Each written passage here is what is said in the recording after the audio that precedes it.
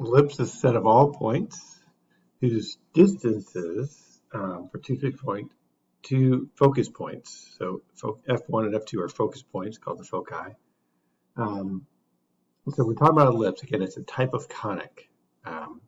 This definition isn't going to make a lot of sense just reading it. So let's try to show it to you and maybe it'll make sense. So if you could picture this as, do you see those two focus points like F1 and F2 there? Imagine those are like pin tacks on your piece of paper. You might have done something like this in geometry potentially. And imagine that dotted line there is a string. So it's a string that goes from focus point to a point on the ellipse to the other focus point. So it's a constant length. The sum of whose distances is constant. So that string is one length, and I'm holding it taut. Pretend this P point is a pencil, that I'm holding it taut so that it stays kind of in a straight line there, that piece of string. So if I move this point, the string remains the same length. In fact, the string is 15.62, this particular string is. But the distances change, right? The distances between that point and that point are different now, but it's still the same string, the same constant distance. If I move this all around and the string stays the same length, 15.62 no matter where I move it, every point on this figure, called an ellipse, would be equidistant, like the string is the same length the whole time. And so that forms the ellipse. Now, we don't actually draw an ellipse that way, but that's the definition of an ellipse. And so that's why we bother to, where are the focus points at? Just a general thing which may help you.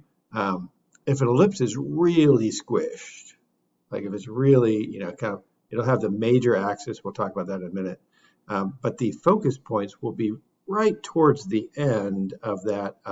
You'll always have two focus points on the ellipse. They'll be right towards the end of that kind of really squished ellipse. If you have something that's more circular, in fact, if it was entirely circular, that would be one of the focus points, and this would be the other focus point. They'd be on top of each other. If it's perfectly circular, the focus points would be more towards the center. As a general rule of thumb. That might help you sometimes when you're kind of estimating things. So let's figure out all the formulas here. So this is the basic formula for ellipse. I should say for ellipse with the center at the origin at 0, 0. Right, so if the center is at these are all the formulas. They're going to change slightly later in the chapter when we have this might have an x minus h squared, this might have a y minus h squared, k squared, but the rest of it will be about the same. So it'll be similar, but a little bit different. But they're equal to 1 here, this formula. It's kind of interesting.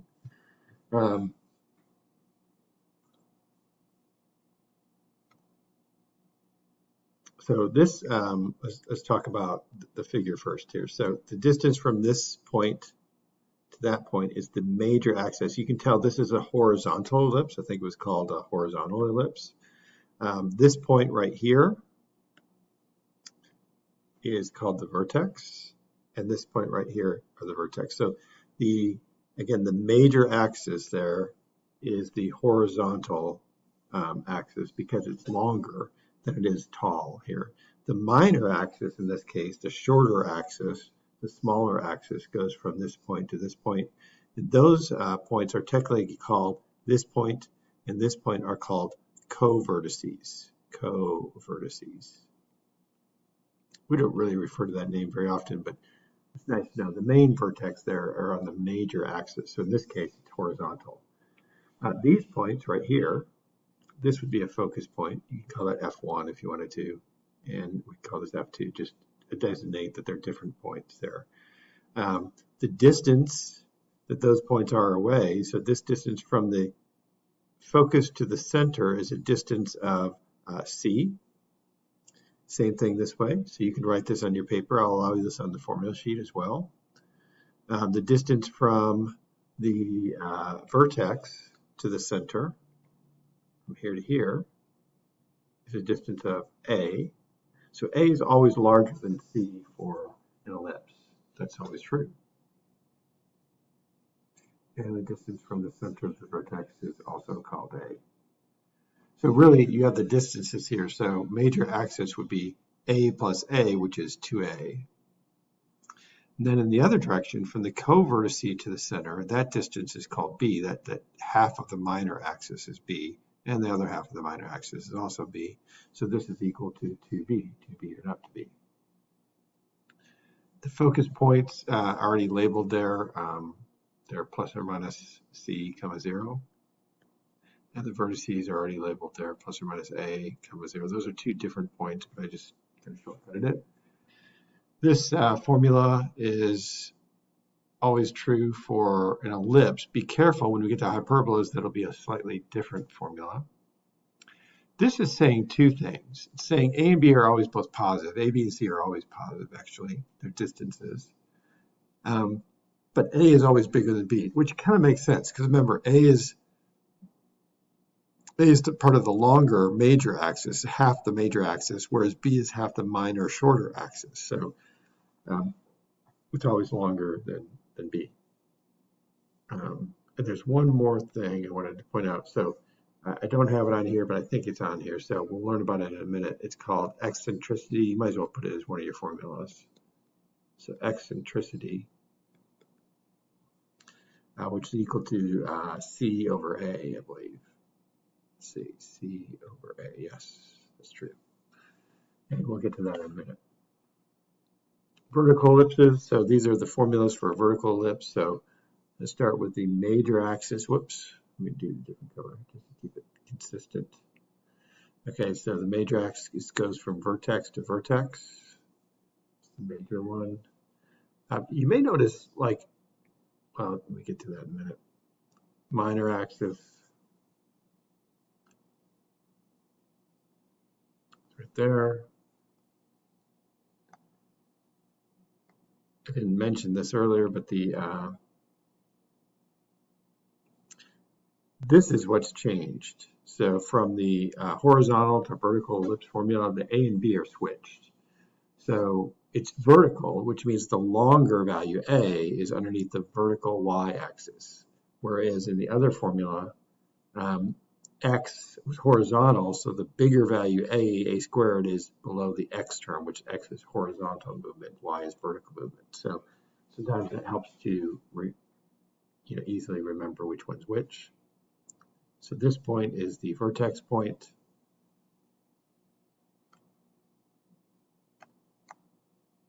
This point down here is the other vertex. These would be co-vertices, part of the minor axis. The distance from the center to the vertex would be called A. The distance from the center to the co-vertice is called B.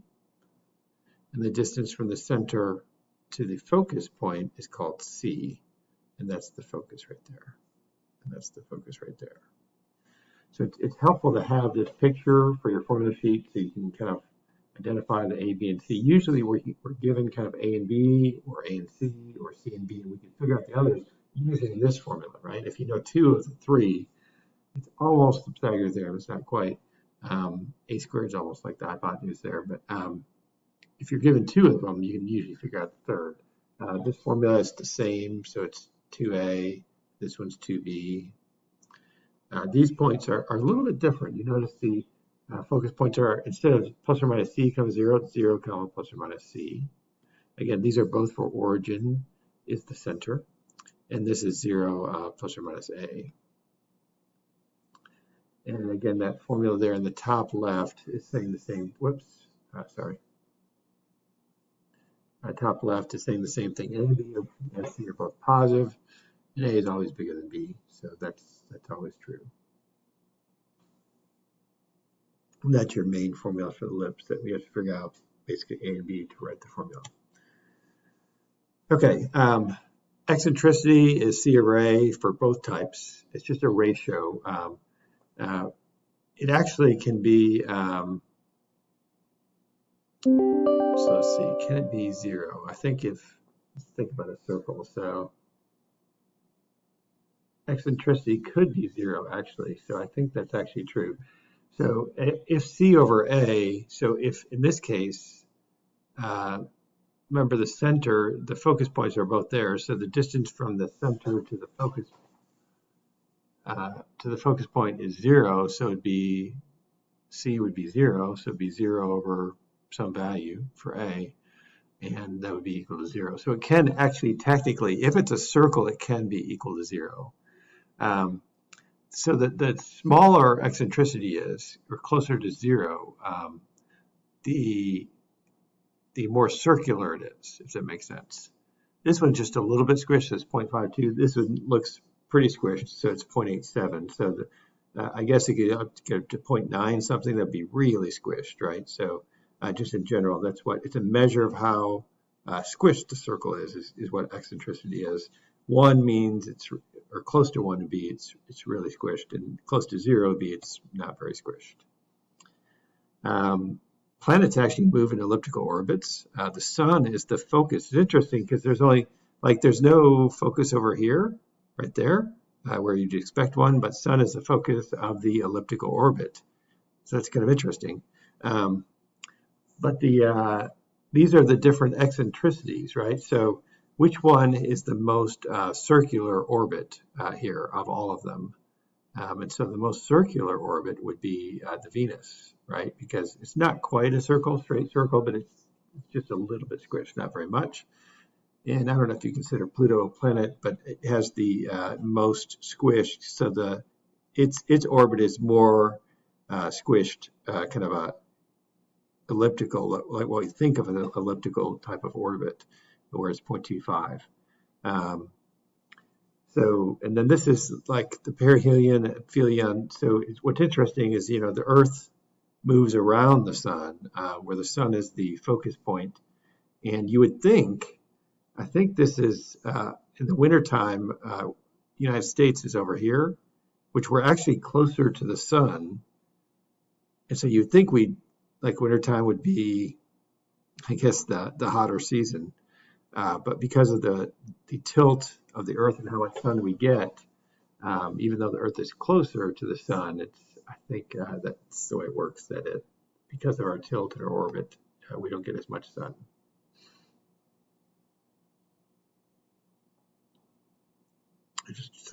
Just a side note about all that. But we use that sometimes with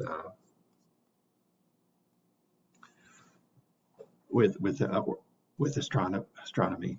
So given this, find this. So you may notice the formula, like both formulas, kind of equal to 1 here, right? And this formula clearly doesn't equal 1. I don't like that.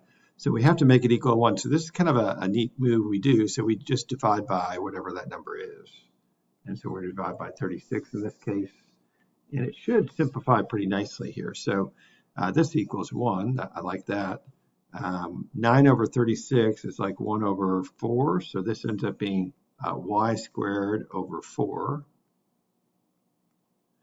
And that of that 1 over 9, that simplifies, so x squared over 9. Now this thing is in exactly the right form. So I'm very happy with the form of that. So you can be a formula person and just start plotting use the formulas and figure it out. The big thing here is that the a squared value, a squared is the bigger term, a squared or b squared, which one's which, right? So this one has to be a squared equals 9 because 9 is the bigger number, right? So a would have to equal 3. And this number would have to be the b squared term because it's a smaller, so b squared equals 4, so b equals 2. And so the way I do this is I just go, okay, a is 3, right? So it's underneath x. X is always horizontal movement, right and left. So I'm going to start at the center, which is 0, 0. I'm going to go 3 to the right and 3 to the left to make my 2 points for the ellipse. Y is vertical movement, so b is 2. So I'm going to go up 2 to the covertice, down 2 to the covertice, and I'm going to draw my beautiful ellipse. So that's the fast way of doing this. It'll really help you if you start doing this way for ellipses and hyperbolas, actually. It just makes it so much faster and easier to do. You might want to identify just for yourself, like which one's the major axis. So that one's the major axis, which means somewhere on there are going to be the 2 focus points, right? A distance of c away from the center. because that distance of c away from the center. So what I would consider doing at this point is maybe using that formula. I think it was, let's look back on that. So for both of them, the formula is c squared equals a squared minus b squared. Remember, the distance from the focus point to the center is c. So if I can figure out c using that formula, I can then figure out how far away the focus point is from the center there. So c squared equals a squared minus b squared. I have trouble memorizing that. By the way, you're not going to have to memorize these, right? I'll give you a formula sheet. So c squared equals a squared minus b squared. So I'm just going to plug in my a and b there. So c squared, a squared, I think was 9. B squared was 4. So c squared equals 5. So c equals the square root of 5. I don't have to worry about the negative case here, only the positive. So when I take the square root of both sides. So c is approximately equal to plus, let's see, 1 point, I don't know, 1.6 or something there. I'm not sure exactly, 1 point something. Because, no, square root of 5. Let's just do that for a second in a calculator. Sorry. So you get your scratch pad out, square root of 5, and press enter. 2.23. Sorry, had to be over 2. So 2.23 is approximately 2.2. So 2.2. So I'm going to go 2.2 to the right. Make a focus point. It's pretty squished. It's kind of towards the end, and 2.2 to the left. And make a focus point. So those are my 2 focus points. I would want to label those using the formula. Again, the formula is, I think it's plus or minus c, comma 0. So I'm going to use the exact value when I write the formula here. So it's going to be plus or minus square root of 5, comma 0 are the ordered pairs of those points. The vertexes, you might just be able to look at them, or you could use the formula. The formula is plus or minus a. Again, the formulas kind of help you label things. Plus or minus 3, comma 0, because a is 3, right? And so we don't really, we didn't really need the formula because we saw the points are at 3, 0 and negative 3, 0. The length of the major axis, we want to define that, would be 2 times a, so 2 times 3, which would be 6. Length of the minor axis is equal to 2 times b, which is 2, I believe. B was 2 right there. And so that'd be 4. That's just how long that is. From there to there is 4. From there to there is 6. And finally, eccentricity is c over a. And so c over a would be square root of 5 over a, which is 3. And so we can actually, this is the measure of how squished that is. So we could just divide by 5 there, because that's square root of 5, 0.447. So that's equal to 0.447. So it's, pretty squished there. Okay, this is a tough one. So I wanted to do a tough one because it doesn't get really much tougher than this for ellipses. So divide by 25, similar to what we did last time. It's not going to work out as well. You'll see. So we get this is nice, equals 1. I like the y term, y squared over, we want y squared over a number. It's y squared over 25. And this one didn't work out as well. I really want x squared over a number, and there's a fraction there that doesn't simplify. Like the other one, 4 over, it just worked out nicely, like 4 over 36 or stuff like that. This one doesn't simplify, so you actually have to have a fraction down there. Some of you may get this. I actually have a few people in every class who go, oh, I know what the fraction would be. It would be 25 over 16. Because you divide by a fraction, you multiply by its reciprocal. So you can see those two things are equivalent when you multiply by the reciprocal. Oh, 16/25. So it's important to write that all as in the denominator. So that's why we use the fraction there rather than just leaving it 16/25. The form is x squared over either a squared or b squared. Hopefully you see the bigger number is definitely 25 here. That's only a little bit more than 1. That's 25. So you can tell which one is your a squared and which one is your b squared. So this one is my a squared. So that's going to be a equals 5. This one is my b squared. So b squared is this. So my b is equal to the square root of that, which is 5/4, or 1.25. So a is 5, so a is underneath y, which is vertical movement. So I'm going to start at my center, which is 0, 0. I'm going to go up 5 and down 5. That's vertical movement because it's underneath y. X is horizontal movement, so that's going right and left at 5/4. So 1 1/4 are right about there-ish. 1 1/4 in the other direction, right about there. So you can see this is a very squished ellipse. Eccentricity is going to be close to 1. And we've got it. The major axis is the longer axis there. So that would be this one from vertex to vertex. The shorter one would be the minor axis from covertice to covertice. And somewhere in there are the distance of C away. Probably very close to there as the focus points, but we'll get to that in a minute. Let's go ahead and figure out the focus points. So C squared, if I remember the formula, A squared minus B squared.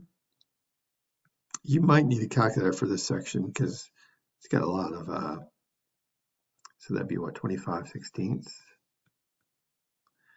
So C squared, and the reason is because we've got to convert this to, 16 times 25 over 16. So I'm just going to type that in. So 25 minus 25/16, I think. 375/16. So we get 375/16 is C squared. We take the square root of both sides. We get C equals, that's going to be 4 down there, and that's a square root of 375, which I think does simplify. 25 is a perfect square. 25 goes into that 15 times. So that would be 5√15 over 4. This is the exact value of C, right? 5√15 over 4, so 5√15 divided by 4. Put a decimal point in there, so it gives me a decimal answer. It is 4.84. I need that for graphing purposes. So C is approximately equal to 4.8-ish. So 4.8 up is my focus point right there, and 4.8 down is my focus point. Those are my focus points, very close to there because it's very squished. But when I write it, I want to write it using the formula, so 0, plus or minus C, so 5 plus or minus 5√15 over 4. The vertices are much easier. You can just see them. They're 0 plus or minus 5. The formula is plus or minus A, which is 5. The length of the major axis would be 2 times A, 2 times 5, which is 10. Length of the minor axis would be 2 times B, which is 5/4, which is 10/4, which is the 2 that cancels, so we get 5/2, or 2.5 is the length of the minor, and then C over A is our eccentricity. So that would be 5√15 over 4 in the numerator. And then in the denominator would be A, which is 5. So I'm just going to divide that number we had in there by 5. We get 0.968. Wow, so pretty big eccentricity. 968 is very close to 1, so it's very squished, so to speak. It's a great math term, right? And that's how to graph ellipses. So let's go back since that's about it, I think, for today. That's enough.